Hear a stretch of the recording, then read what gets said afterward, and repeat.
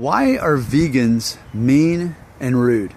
That's what you actually just Googled and this video popped up. So that's what I do, I guess, is when people ask questions, I answer them on Google. Google autofill. So I can answer this question better than anyone in the entire world. Why? Because I have experience in it. Yeah, I'm admitting it. I used to be a mean and rude vegan. I used to be one.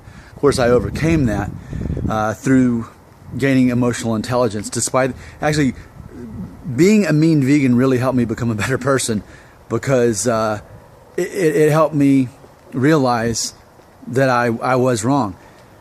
So let me explain psychologically why it is so stereotypical that vegans are mean and rude. Maybe even let's throw arrogant in there as well if you'd like, right? Is this sounding too familiar? Like, man, why is it that way? Well, I know the answer. Here's why.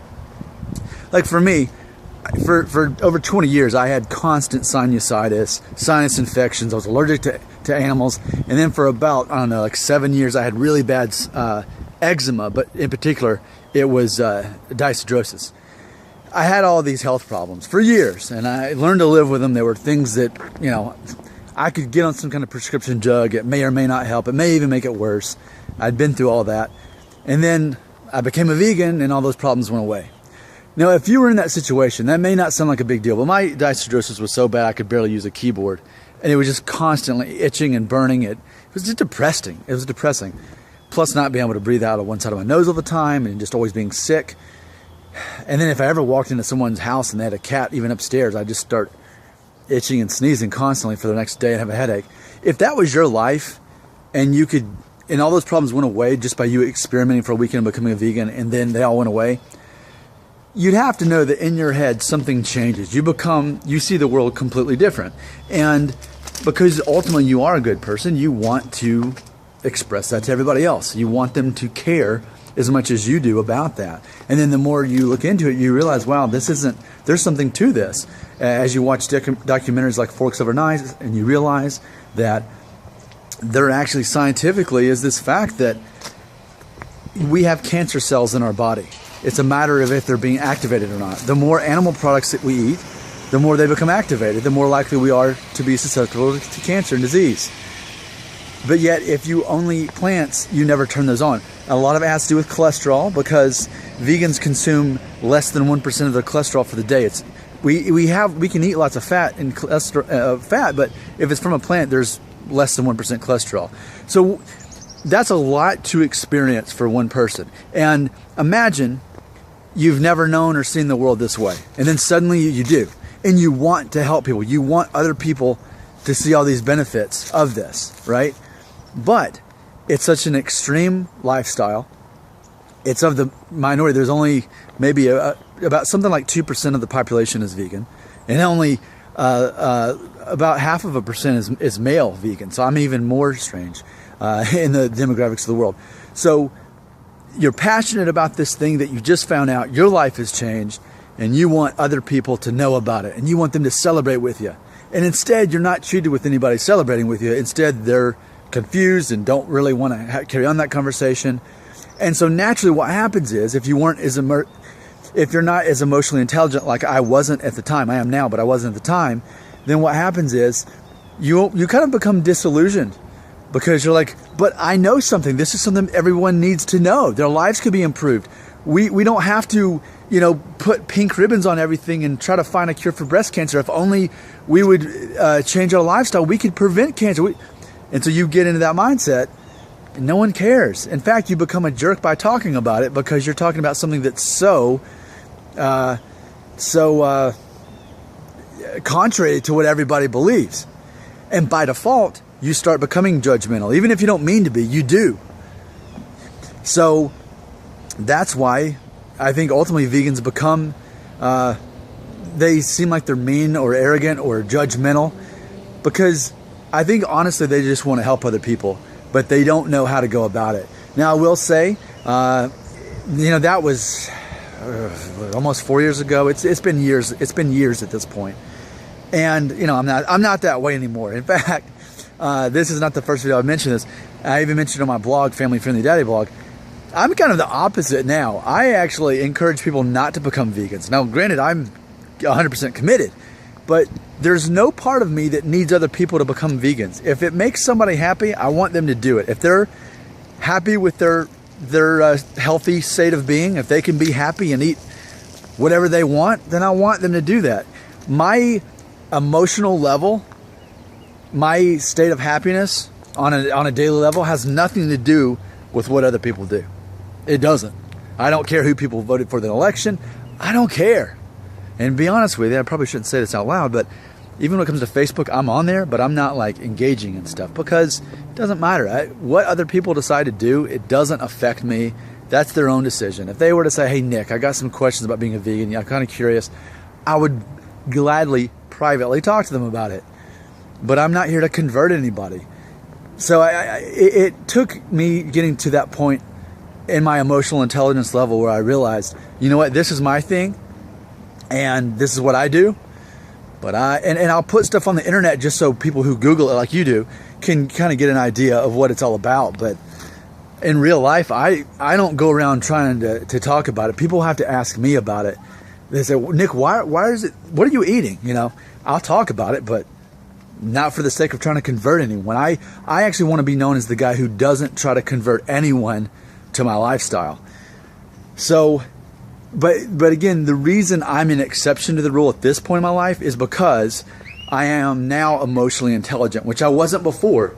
You know, by the time you've been married as long as I have and had a couple kids and gone through embarrassing yourself on social media years ago when I became a vegan, going through all of those things made me to where I realized that I was vain, that I did come across as mean and arrogant and rude to other people as I talked about this. So I don't talk about it in the real world, again, unless someone asks.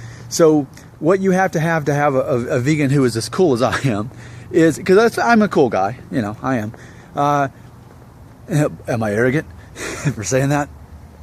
But you have to have this crossroads to where you've got someone who's a vegan and also someone who's emotionally intelligent. Someone, in other words, I'm a person who no one can offend me. They can say whatever they want to. They won't offend me. They won't change my emotional state by whatever they say. And my emotional state doesn't change by what other people believe. People can believe any type of horrible thing, and I'm not offended or threatened by what they believe. It just, I could care less, and I do care less what other people believe about themselves, about me, about the world. I don't care, you know?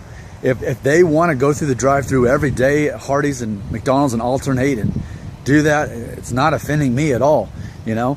So, but that's because I'm emotionally intelligent about my lifestyle. And I think what happens is a lot of people aren't when they do that. So therefore, they're the opposite of me as far as the way they think. In other words, it does change their emotional state, whether people agree with them or not. They want to convert. They want to prove that their lifestyle is better than not only their former lifestyle, but everyone else's.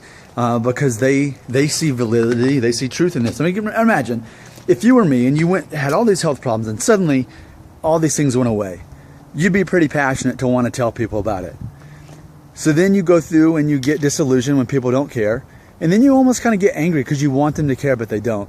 And then you feel the need to prove. See, that was me, all right? But today, the coolest vegan you'll ever know. I actually refer to myself here on the internet as the manly vegan. I'm very confident in myself. If I wasn't confident, then I'd try and do, convert people and twist their arm into believing. I don't care about that, because something that is a masculine trait is that you have confidence and you believe in yourself. When you believe in yourself, you're not having to, be mean or arrogant or rude or any of that stuff. So ultimately, why are vegans mean and rude? Ultimately, those are the ones who aren't emotionally intelligent yet. They have to go through those stages that I mentioned. They have to go through the moment of enlightenment. Wow, this is a good thing. To that moment of celebrating, and then no one celebrates with them, and then disillusionment, and then anger, and then hopefully finally acceptance, like I got to, where maybe a year or so into it, I realized, okay, this isn't my problem anymore. It never was. And now the world's a better place. Everybody likes me. They know that I'm a vegan, but they know that I don't talk about it. And if anything, I want the reputation as the vegan who doesn't try to convert anyone. Instead, I encourage you right now today, if you're not a vegan, I do want you to participate in our American fast food chain. I want you to go to Hardee's, McDonald's, Captain D's, Arby's, what else could, Sonic. Go to one of those places and eat all you possibly can, because I can't. That's what I want you to do. That's how much I don't need you to become a vegan. That's how much it is a private decision that doesn't affect me, what you do. See how cool I am? I'm the coolest vegan you know. If you got questions, feel free to ask them in the comments. It's debatable whether or not I'm arrogant. I guess you could say, you know, someone as confident as I am about this, but you know, hopefully you don't feel that I actually truly am arrogant or rude or mean. I would just want to be a kind soul who is able to answer this question. Why are vegans arrogant, rude, mean? Because they don't know better yet. They have to go through the process. Just let them go through the process, and eventually, hopefully, they'll get through all those stages that I named, finally get to acceptance, and stop trying to care about other people on that. One of the worst things a vegan can do is talk about it on social media, unless they're doing some kind of teaching video, like, you know, I've taught videos on where I get my protein and vitamin B12 and all that stuff. You know, but this isn't one of those videos. But that's why. Does that make sense now? Now that you asked Google and it brought you to me, does that make sense? See, I was helpful. So I'm glad I could help you today. You won't get a better answer on the entire internet. As much as you search, I'm the best answer, because it was a personal testimonial. It was fact-based. There was psychology in there. And I was passionate, as I told you. That's why you like Nick Shell, the Manly Vegan.